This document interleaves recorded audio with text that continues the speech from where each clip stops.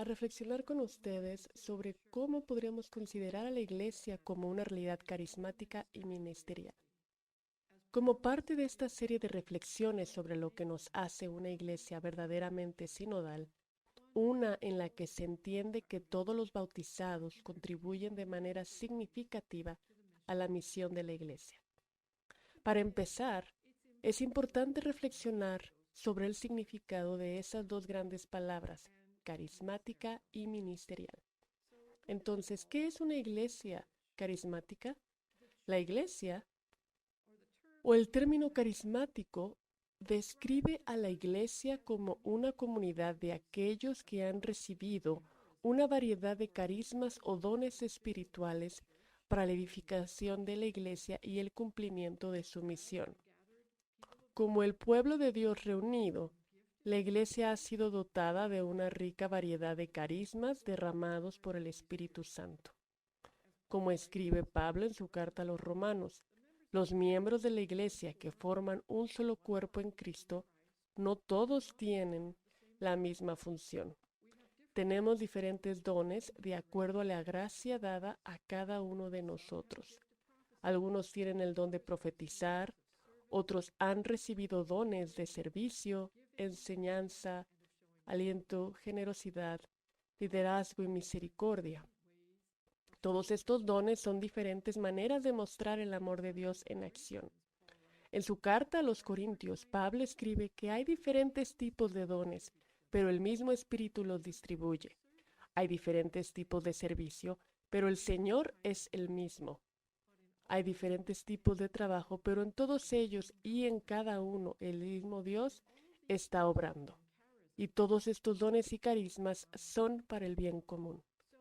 Entonces, cuando hablamos de toda la iglesia como carismática o de la estructura carismática de la iglesia, o nos referimos a la obra del Espíritu Santo que acompaña a cada miembro de los fieles cristianos y anima a todo el cuerpo de la iglesia, para que todas las partes puedan trabajar juntas para el propósito de Dios. Ahora, la raíz de la palabra carisma es una pequeña palabra griega, caras, que también es la misma raíz de la palabra caridad o amor. Al reflexionar sobre la relación entre las tres personas divinas de la Santísima Trinidad, San Agustín, en el siglo V, escribía desde el norte de África y caracterizó al Espíritu Santo como la comunión o amor mutuo entre el Padre y el Hijo. Jesús fue ungido por el Espíritu de Dios cuando fue bautizado por Juan en el río Jordán, significando su vocación como el amado Hijo de Dios y capacitándolo para predicar la buena nueva del reino de Dios. La respuesta amorosa de Jesús al Padre es la entrega total de sí mismo cuando da su vida por amor a los demás. Cada cristiano ha sido ungido con este mismo Espíritu Santo en el bautismo, en un derramamiento del amor de Dios por nosotros. San Pablo nos dice que el amor de Dios ha sido derramado en nuestros corazones a través del Espíritu Santo. Así que el Espíritu continúa guiándonos a lo largo del viaje de la vida, enseñándonos el significado del Evangelio y llevando a buen término nuestros dones únicos, llamándonos a poner nuestros dones y capacidades naturales al servicio del Espíritu que es amor. Nos sentimos impulsados a seguir el ejemplo de Jesús, que se derramó por amor a Dios y a los demás, a entrar en el modelo de su amor abnegado que llamamos el ministerio pascual. En la iglesia, ningún carisma es mayor o menor que otros. Los dones de todos son necesarios para edificar la iglesia y dar testimonio de las buenas nuevas en el mundo. Pablo escribe a los primeros cristianos de Corinto y Éfeso que son un templo santo, una morada para el Espíritu de Dios. Reflexionando sobre esta imagen del templo del Espíritu Santo, el templo en el que Dios trabaja, el templo en el que se imparten los dones del bautismo y a través del don del bautismo, cada uno de nosotros es una piedra viva. El Papa Francisco ha comentado, esto nos dice que nadie en la iglesia es inútil. Todos somos necesarios para la construcción de este templo. Nadie es secundario. Nadie es la persona más importante en la iglesia. Todos somos iguales ante los ojos de Dios. Entonces el Papa Francisco dice, ahora, algunos de ustedes podrían decir, escuche, su santidad, usted no es nuestro igual. Pero él les responde, sí, soy como cada uno de ustedes. Todos somos iguales, somos hermanos y hermanas. Así que hay una igualdad fundamental entre todos los bautizados. Esta dignidad compartida que es el fundamento de nuestra corresponsabilidad por la vida y la misión de la Iglesia. Cada miembro del cuerpo contribuye de acuerdo a sus dones únicos y a su llamada. Esta rica diversidad de dones o carismas, cuando se reúne en unidad de propósito, misión y testimonio, es un testimonio de la catolicidad de la Iglesia. Una Iglesia totalmente carismática es aquella en la que toda la Iglesia es entendida como animada y guiada por el Espíritu. Como enseña el Concilio Vaticano II, hay un Espíritu que distribuye varios dones para el bien de la Iglesia según sus propias riquezas y las necesidades de los ministerios. El Espíritu es la fuente de todos los ministerios. Y entonces, ¿qué es una iglesia totalmente ministerial? Bueno, la palabra ministerial o ministerio ha sido reservada durante mucho tiempo en la Iglesia occidental para aquellos que reciben el sacramento del orden sagrado y que son llamados a servir a la Iglesia en el ministerio de la palabra y el sacramento. Pero en la Iglesia primitiva ese término tenía una connotación mucho más amplia. Y en términos más recientes hemos comenzado a redescubrir la importancia de este significado más amplio. Encontramos la raíz de la palabra ministerio en un término griego del Nuevo Testamento, dikaiosine. De esta palabra dikaiosine también derivamos el término diácono o diáconos. Para los primeros cristianos, este término, que aparece más de 100 veces en el Nuevo Testamento, recordaba la característica fundamental del servicio ministerial de Jesús. Jesús dijo en varias ocasiones, no he venido para ser servido, sino para servir. En la carta a los Filipenses, leemos que Jesús se despojó de sí mismo, haciéndose esclavo, entregándose completamente para revelarnos el amor inagotable de Dios. Todo cristiano está llamado a seguir su ejemplo de entrega, de amor y servicio. En el Nuevo Testamento y en los primeros escritos cristianos, descubrimos que la iglesia primitiva se caracterizaba por una gran variedad de ministerios. Apóstoles, profetas, evangelistas, pastores y maestros, todos trabajando juntos para equipar al pueblo de Dios para las obras de servicio. En el siglo III vemos el surgimiento gradual de un patrón en el que las comunidades locales serían dirigidas por un solo episcopado, un superintendente u obispo que era asistido por presbíteros o ancianos y diáconos. Se entendía que todos pertenecían a varias órdenes ministeriales, cuyos oficios eran confirmados a través de la imposición de manos en un rito de ordenación. En el siglo XI, el patrón de diversos ministerios que había caracterizado a la Iglesia en el primer milenio se redujo en gran medida a una serie de órdenes menores temporales o pasos a través de los cuales cada candidato pasaría en el camino hacia la ordenación sacerdotal. Hubo ministerios de lector, exorcista, acólito, subdiácono, luego diácono y presbítero. Y en el siglo XII la teología occidental comenzó a hablar del ministerio de los ordenados en términos de poder en lugar de servicio, como los teólogos reflexionaron sobre el poder sagrado del sacerdote para conectar la Eucaristía. Esta clericalización de los ministerios se reforzó cuando el canonizado Graciano del siglo XII introdujo la idea de dos géneros o categorías de personas en la Iglesia, trazando una clara distinción entre un clero omnicompetente y un laicado pasivo, una comprensión de la Iglesia como sociedad.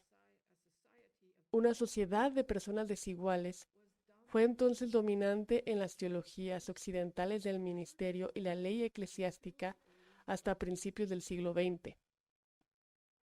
Un estudio renovado del testimonio bíblico y de los desarrollos históricos en la tradición cristiana informó la enseñanza del Concilio Vaticano II sobre los ministerios en la Iglesia.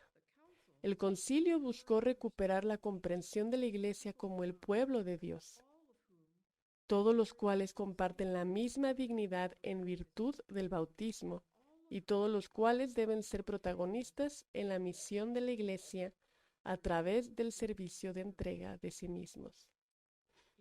En su enseñanza de que todos los bautizados participan en los tres oficios de Cristo como sacerdote, profeta y rey, el concilio presenta a todo el pueblo de Dios como partícipe de los ministerios de Cristo de proclamar la buena nueva, ofrecer su vida en un sacrificio vivo de alabanza y edificar el reino de Dios. La mayoría de los cristianos bautizados están llamados a dar testimonio de Cristo a través de su vida cotidiana en su familia, vecindario, lugar de trabajo y en las muchas formas en que contribuyen a la construcción de la comunidad humana y al cuidado de la creación a través de la vida social, política y económica.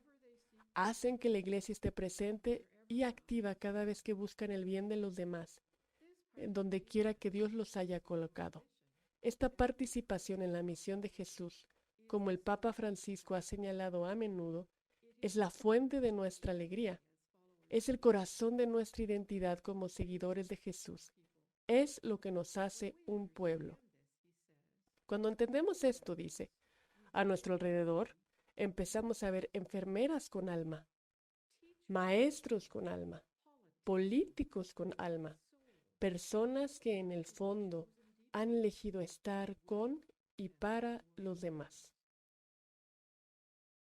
Así que el Papa Francisco parece estar de acuerdo con el Concilio Vaticano II cuando caracteriza a los laicos como poderosos proclamadores de la fe.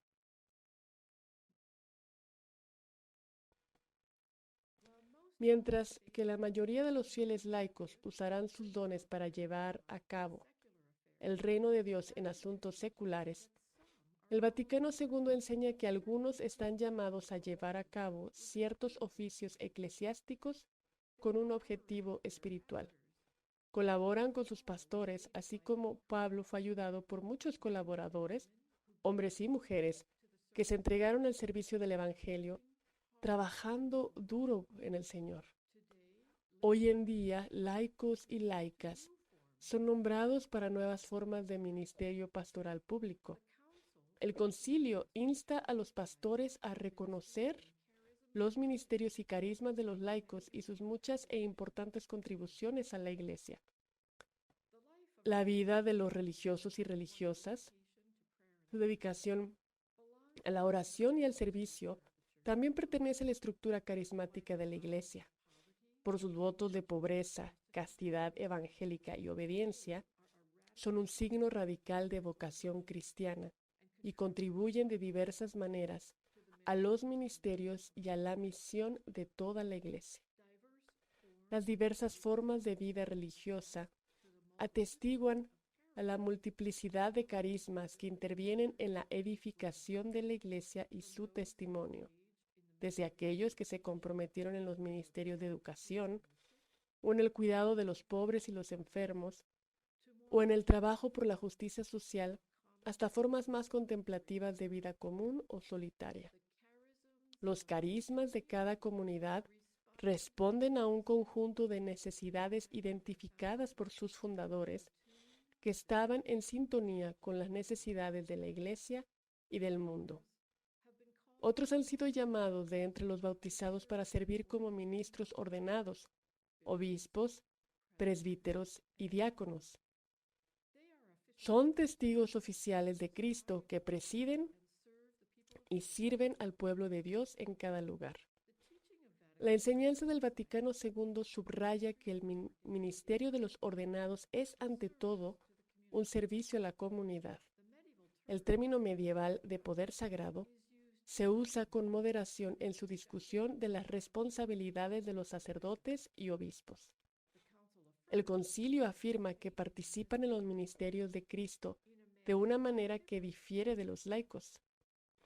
Los ministerios ordenados representan a Cristo cuando proclaman la palabra de Dios, presiden la celebración de los sacramentos, especialmente la Eucaristía, y proporcionan liderazgo y supervisión de la comunidad. El sacerdocio de los ordenados existe para servir al desarrollo del sacerdocio bautismal, para equipar a los cristianos, para dar testimonio de Cristo en sus respectivas vocaciones. El Concilio Vaticano II puso a la Iglesia en el camino hacia la recuperación de la rica diversidad de ministerios que una vez caracterizó la vida de la Iglesia primitiva.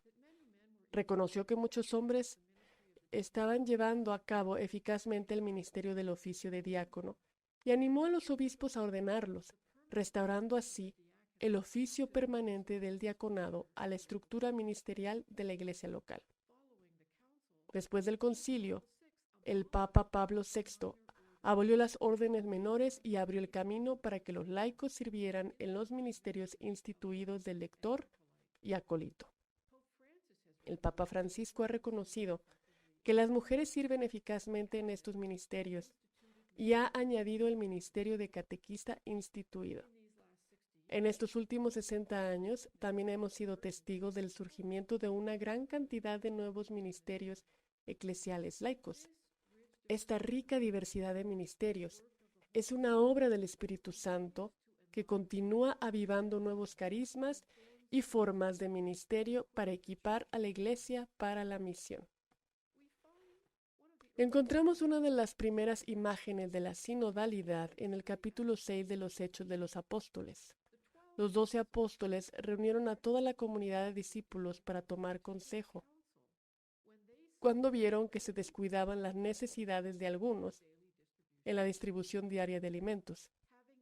Habiendo identificado esta importante necesidad pastoral y guiados por el Espíritu Santo, tomaron la decisión de establecer una forma nueva de ministerio, llamando a los 7 a una nueva forma de servicio. A lo largo de la historia, las iglesias se han reunido en asambleas sinodales para considerar las necesidades pastorales cambiantes y discernir, bajo la guía del Espíritu, nuevos carismas y nuevas formas de ministerio. Al igual que los cristianos a lo largo de los siglos, seguimos discerniendo y pidiendo con la ayuda del Espíritu de Dios qué formas de ministerio se necesitan para permitir que la Iglesia cumpla su misión en nuestros días, para que toda la Iglesia pueda proclamar el amor de Cristo a todos.